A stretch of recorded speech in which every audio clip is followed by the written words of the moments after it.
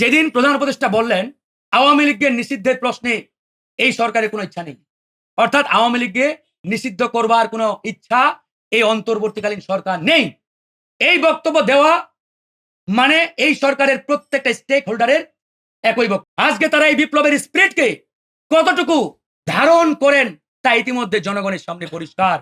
আজকে যখন তথাকথিত এই সকল ছাত্র নেতারা বাংলাদেশের স্বাধীনতা সার্বভৌমত্বের অতন্ত্র প্রহরী, যাদেরকে আমরা সার্বভৌমত্বের দায়িত্ব দিয়েছি, বাংলাদেশের অন্যতম একটি প্রতিষ্ঠান সেনাবাহিনীর বিরুদ্ধে এরকম মুখরোচক বানোয়াট তথ্য ছড়িয়ে সেনাবাহিনীকে জনগণের মুখোমুখি দাঁড় করানোর চেষ্টা করে, এখান থেকে বুঝতে বাকি থাকে না তারা ভিন্ন কোনো এজেন্ডা বাস্তবায়নে এ সকল মুখরোচক গল্প ছড়িয়ে জনগণের সামনে সেনাবাহিনীকে দাঁড় করানোর চেষ্টা করছে।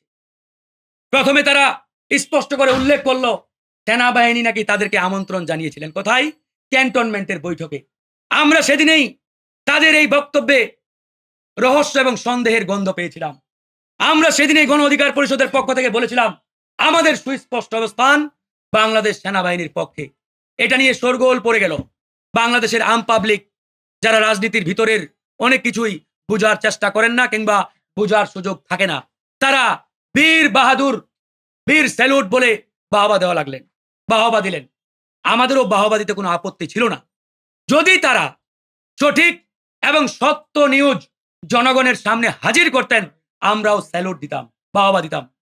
এরপর দিনে আমরা দেখলাম তার এই সতীর্থ সার্জিস হাসনাতের সেই স্টেটমেন্টের বিরুদ্ধে দাঁড়ালেন এবং বললেন হাসনাত সেনাবাহিনী নিয়ে যে স্টেটমেন্টটি দিয়েছেন এটি সত্য নয়, এটি পুরোপুরি সত্য নয়।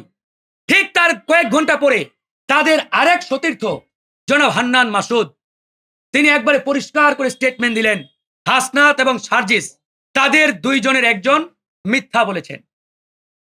তার মানে তারা যে একজন মিথ্যা বলেছে, সেনাবাহিনীকে জনগণের সামনে বা জনগণের মুখোমুখি দাঁড় করিয়ে দেওয়ার জন্য একটি গোপন এজেন্ডা বাস্তবায়নে কাজ করেছেন, এটি কিন্তু হান্নান মাসুদ স্পষ্ট করে জনগণের সামনে পরিষ্কার করে দিয়েছেন।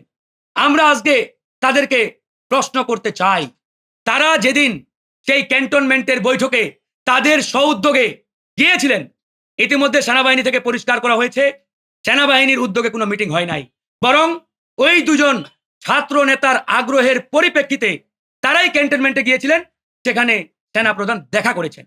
তার মানে ওই বৈঠকটি বা ওই মিটিংটি বা ওই সাক্ষাৎটি শুধুমাত্র এদের আগ্রহের কারণেই হয়েছে, অর্থাৎ এরাই স্ব-উদ্যোগে অযাচিতভাবে বলা যায় ক্যান্টনমেন্টে গিয়েছেন এবং সেনা প্রধানের সাথে সাক্ষাৎ করেছেন। তারপরে জনগণের সামনে 12 দিন পরে সে মিথ্যাচার করেছেন। এখন আমি তাদেরকে প্রশ্ন করতে চাই, আপনি যখন সেই মিটিং এ যান, আপনি কি জনগণের মতামত নিয়ে গিয়েছিলেন?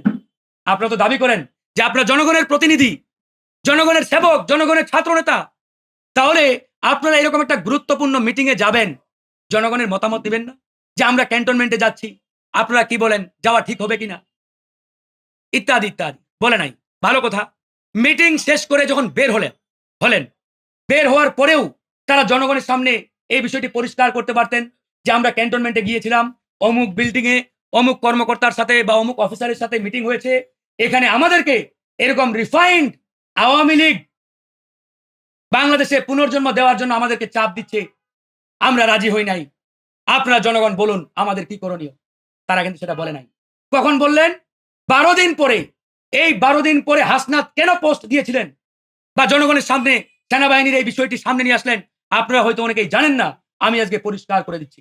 আমি চ্যালেঞ্জ দিয়ে বলতে পারি, মাননীয় প্রধান উপদেষ্টা যেদিন আওয়ামী লীগ নিষিদ্ধের বিষয়ে সরকারের অবস্থান পরিষ্কার করে দিলেন, ঠিক সেদিনই হাসনাত আব্দুল্লাহ এই স্টেটমেন্টটি দিয়েছিলেন।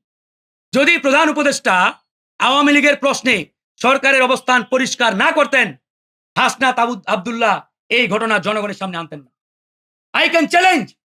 কারণ যেদিন প্রধান উপদেষ্টা বললেন আওয়ামী লীগের নিষিদ্ধের প্রশ্নে এই সরকারের কোনো ইচ্ছা নেই, অর্থাৎ আওয়ামী লীগকে নিষিদ্ধ করবার কোনো ইচ্ছা এই অন্তর্বর্তীকালীন সরকার নেই, এই বক্তব্য দেওয়া মানে এই সরকারের প্রত্যেকটা স্টেক হোল্ডারের একই বক্তব্য। অর্থাৎ এই সরকারে ইতিমধ্যে জাতীয় নাগরিক পার্টির যে দুইজন প্রতিনিধি রয়েছেন, জনাব মাহফুজ আলম এবং আসিফ মাহমুদ সজীব ভুইয়া, তাদের দুইজনেরও বক্তব্য এটি তারা যেহেতু একটি নির্দিষ্ট রাজনৈতিক দলের প্রতিনিধি, সুতরাং তাদের রাজনৈতিক দলেরও অবস্থান প্রকারান্তরে সেটি।